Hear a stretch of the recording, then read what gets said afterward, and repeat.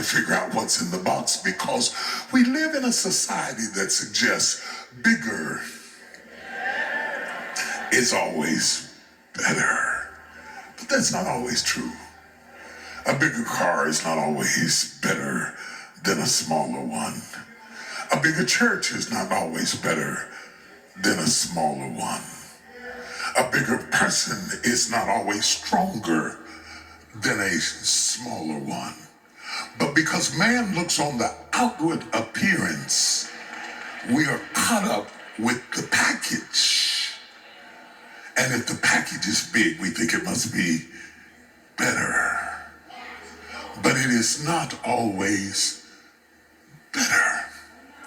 Because many times good things come in small packages. I'm reminded of a story. Since it's Christmas, let me just give you a little Christmas story. I was told of a young girl who was born and raised blind. She got tired of hearing everybody talking about how blue the ocean was, or how bright the sun was, how wonderful the sea waves looked crashing up against the rocks.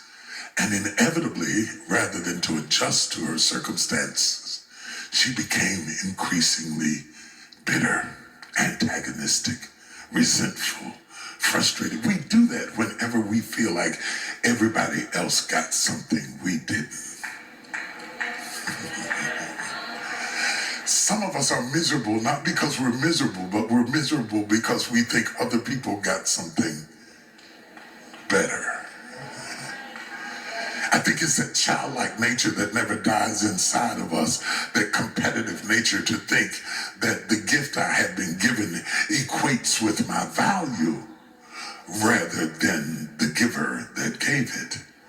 And so the Bible says that comparing yourself with one another, in so doing, it is not wise.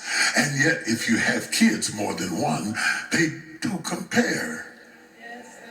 You bought Johnny a bike. And sometimes I wounded a lifetime because you bought me a tricycle. Never really thinking that my legs were too short to reach the bike. We compare ourselves with one another, not understanding that the gift is commensurate with our ability to manage what has been given. That's why the Bible rebukes us from being covetous, because sometimes we crave what we couldn't handle.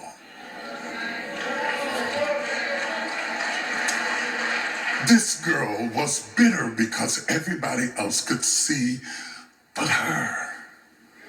A young man met her and he thought she was amazing. He thought she was beautiful. He thought she was beautiful inside and out. And he gave her something that we all need.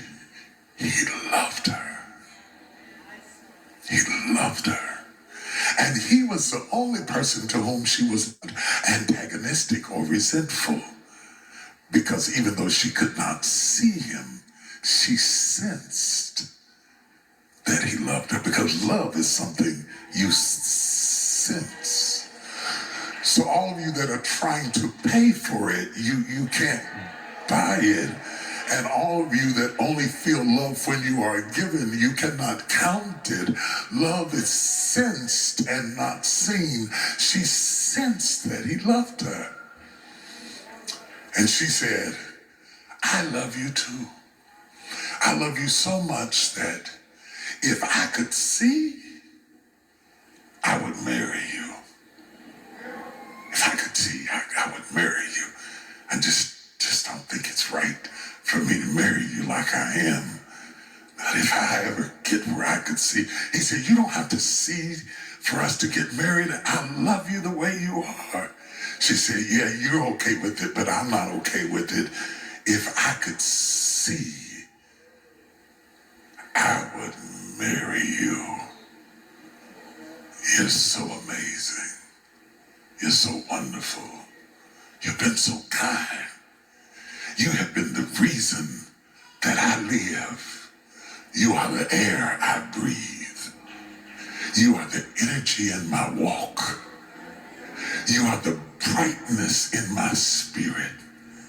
And if I could ever see, I would marry you. And one day he came to her and he told her, he said, I just got a report from the doctors. They found a donor. And if we go right now, you could get a transplant and you could see. She said, are you serious? Oh my God, are you serious? You mean I can see? Really? Yes. So they prepped her for surgery, enrolled her into surgery, and they did the transplant. And at first with the bandages and the swelling and the darkness, she still couldn't see, but as the bandages came off and the swelling went down, she opened up her eyes. And that she had waited all her life to get had come. She could see the lights in the room, the colors on the wall, the draperies on the window. She could see, and she was happy until she looked over at him and he was blind.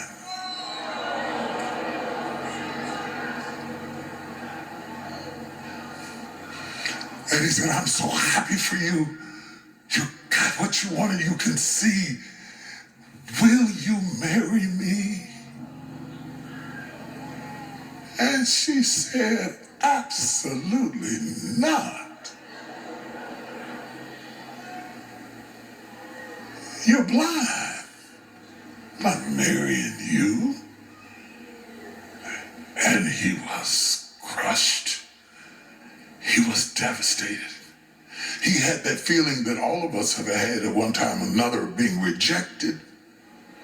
Rejection doesn't ease up easily. But as he took his stick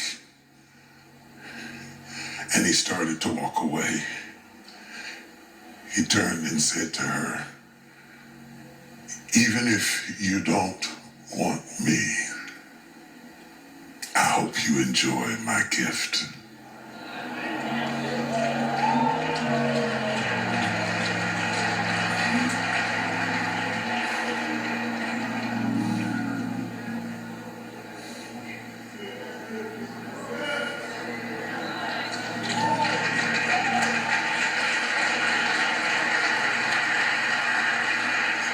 You see, he was not just her lover, he was her donor. And the only reason he was blind was so she could see. And I couldn't help but think about Jesus, because he who had no sin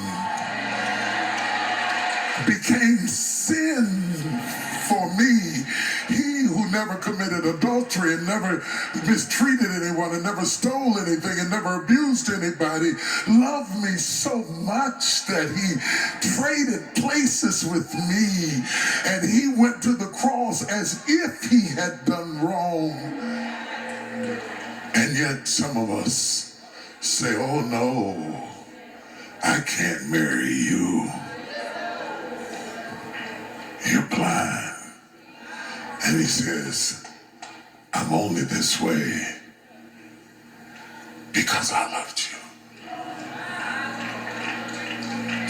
Two little small things changed his life, changed her life, and changed his life. And he walked away blind so that she could see. Surely he had borne our griefs and carried our sorrows. The chastisement of our peace is upon him. And with his stripes, we are healed. You see, God He's not really into big gifts. He's into little things.